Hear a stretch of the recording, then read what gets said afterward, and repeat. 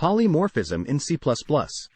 Polymorphism is a fundamental concept in object-oriented programming that allows objects of different types to be treated as if they were of the same type. In C++, there are two main types of polymorphism: compile-time polymorphism and runtime polymorphism.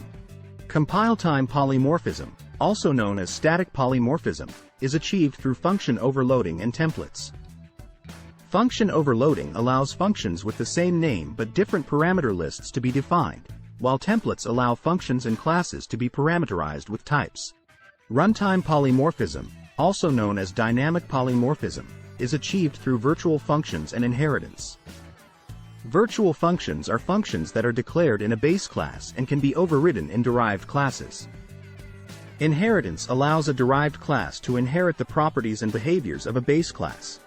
Here's an example of runtime polymorphism in C++ using virtual functions. In this example, we have a base class animal with a virtual function makeSound.